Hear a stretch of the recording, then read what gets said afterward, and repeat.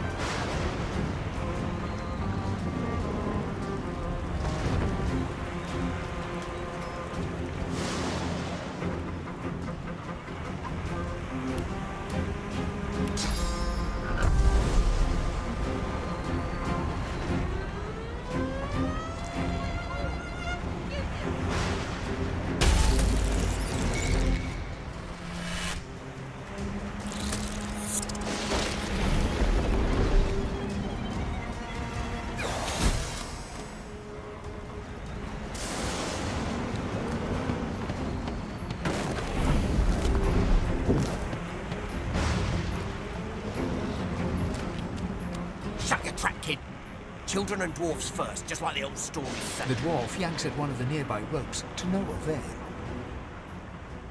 You said there were other people down there. We need to help them. You see those tentacles, kid?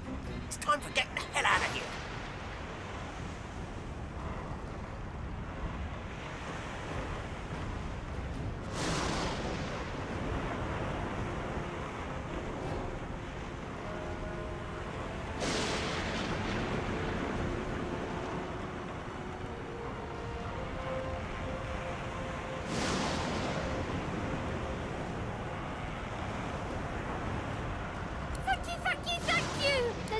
Right over there. You can go straight down. You're gonna be the death of us, you hear? Had to open your big mouth, didn't you? Never be sorry.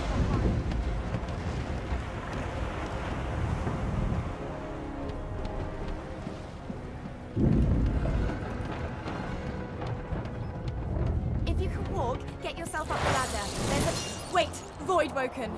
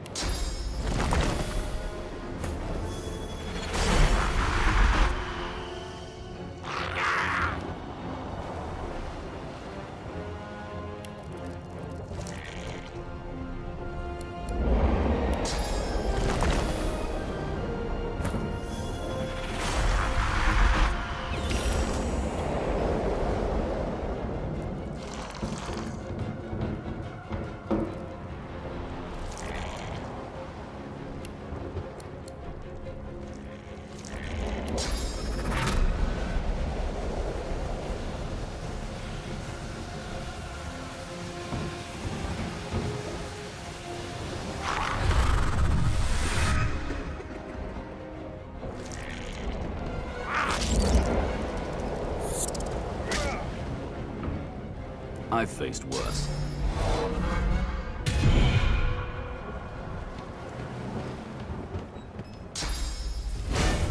Glory is mine. They who are about to triumph.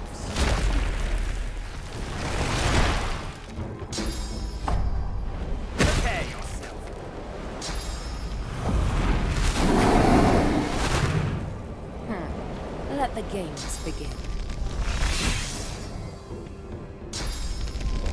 Hurts, doesn't it?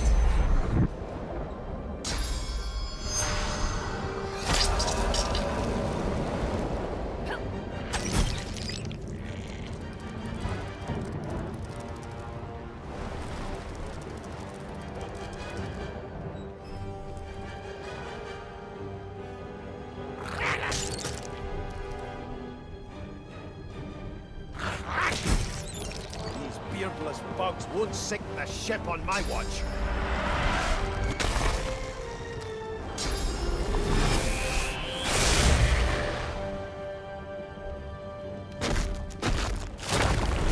I'm ready.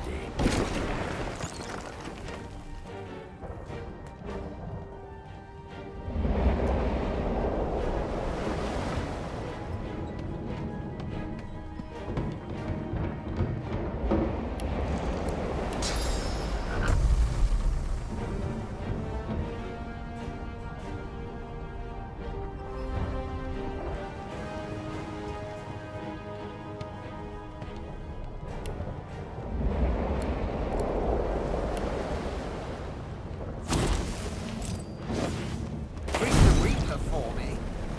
Away! The sea's hungry. We don't have much time. They smell even worse dead than alive. Let's head above decks for some air. I hear something. It's Magister Siwan, the one who put on this damn collar. Sounds like she needs help. She tries to speak, but can only gape as she clutches her neck, trying to stem the bleeding of a gushing wound.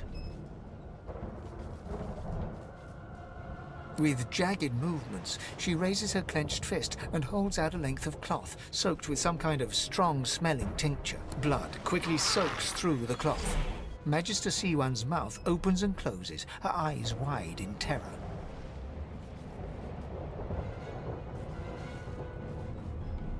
It's working.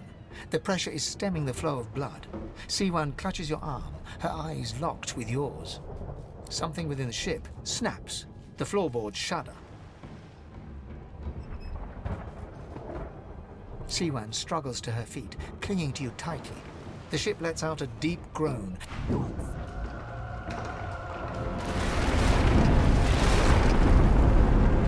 It's ripping the ship apart. This is it. She's going down.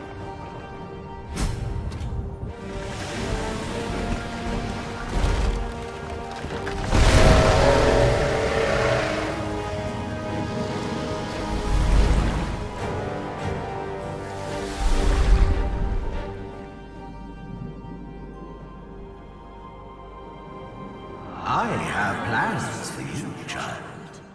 Rise.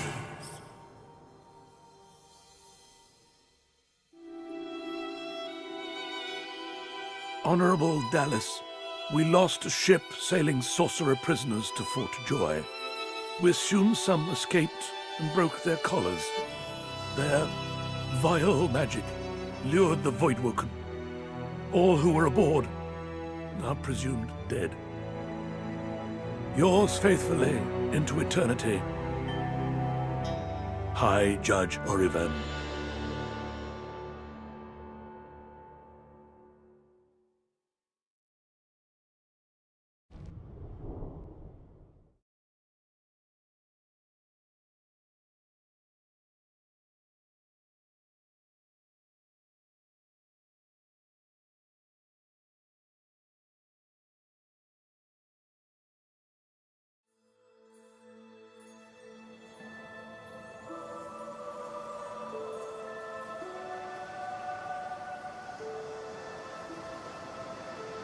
Well, the Order's right about one thing. First comes Source, then comes Voidwoken. Am I the lone survivor? Well, thanks, disembodied voice.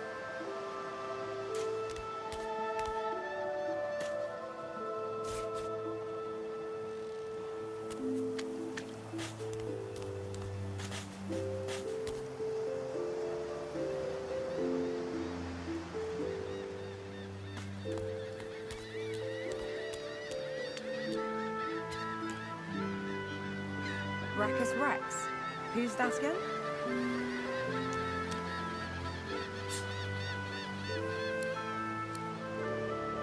Nice throne, at least.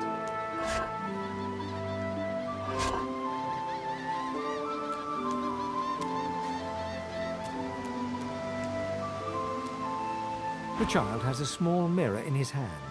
He holds it up at angles, inspecting his eyes, his chin, the crown of his head.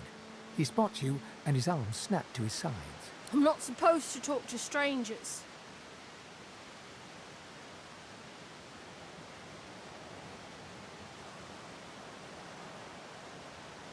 Hi, Losa. I'm Tam. Are you a sorcerer too?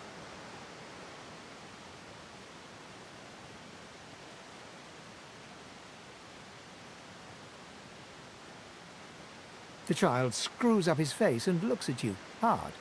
He holds up his little mirror and peers into it, inspecting your reflection. His eyes go wide. The mirror falls and shatters on the rocks below.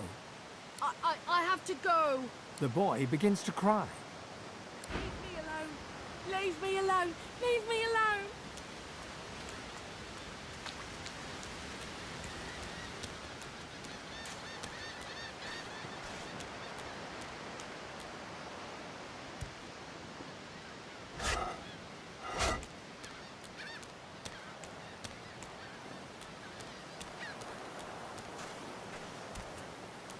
Leave me alone, please.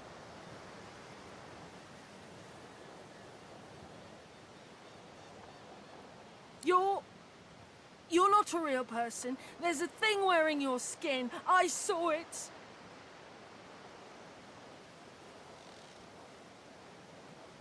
He shrieks and recoils.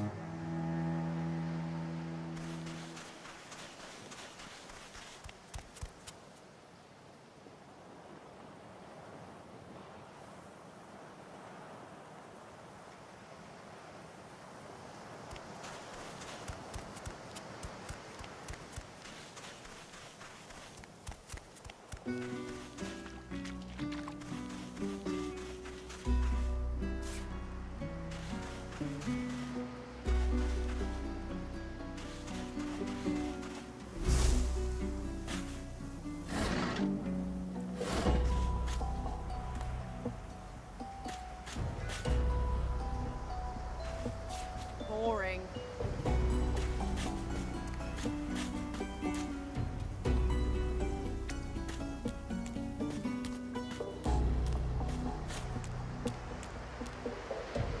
You spot a strange lizard, gazing over the water with a steady, malcontent stare. His skin is of a bright, blood-red color. Could he be... Yes, you recognize him from the ship. It would seem you're not the only one who survived the tentacles of the deep.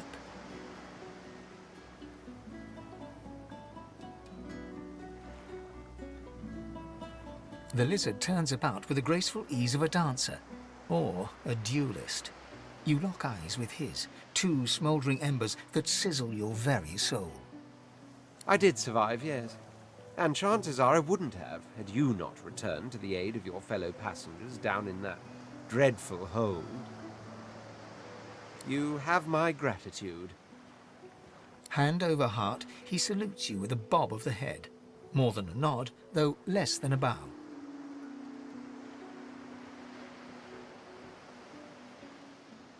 Yes, I'm sure you've all the makings of a hero and all that, but let's not get carried away, shall we? Now then, if there's nothing further...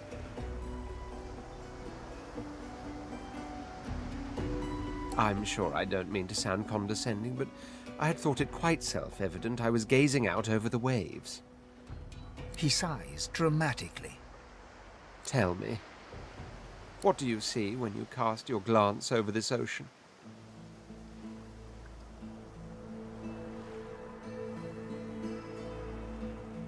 A consciousness.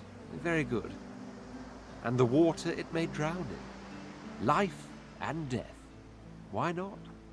He looks out over the water once more, and so do you. A few tranquil moments pass as the waves lap against your thoughts. As for myself, when I consider this vast expanse before us, I see an empire. I see continents dotted with mighty cities, and shimmering along the soft curve of the sea's horizon, I picture the palaces that formed my paradise. Lost. What do you mean, what do I mean? I mean just what I say. I had a very actual empire that I lost. Suddenly, having all the air of being deeply offended, he stares at you with utter incredulity. Well, don't just stand there gawking like an ape at an abacus. Or do you really mean to tell me you don't know who I am?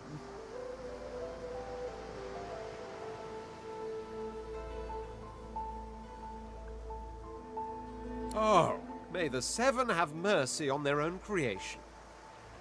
I am the Red Prince, the All-Conqueror, the World-Tamer. Of course you know me. There's a brief moment's pause, during which his grandiloquent pose deflates ever so slightly. That said, I suppose I must own up to the fact that I find myself rather in between all-conquering and world-taming opportunities at the moment. The grandeur that is my fate has hit a bit of a snag. But never you worry. For the throne I was destined, and my throne I shall have.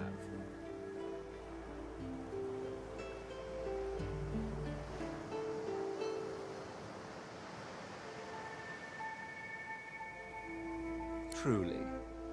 A kind offer indeed. And you've already proven to be trustworthy enough. You came back for the others on that ship, after all. Fine, I accept. On one condition. For reasons I'll not disclose right now, it is imperative that I should meet with a dreamer, one of the mystics of my kind. I've reason to believe one of them may be present on this island. Promise me we'll look for him, and I'll extend you the blessing of my company. Jolly good. So, now that that's settled, first things first. Even if you are as versed in the art of eloquence as I am, that our swords will be doing a lot of the talking from here on out goes without saying. As a born fighter, I prefer the perfection of the blade myself. But I'm well acquainted with the secrets of magic and, yes, even subterfuge. What say you? Very well. Onwards, then, to victory or death.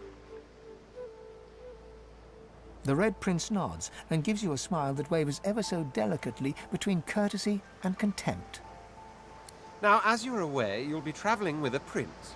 Proper forms of address include Your Majesty, Your Royal Highness, or if you're feeling particularly frivolous, Milord. As your luck would have it, I seem to be fresh out of luggage, so you won't be required to carry my belongings. Of course, there are other forms of protocol to bear in mind, but I'll see to it you'll pick up the rest as we go.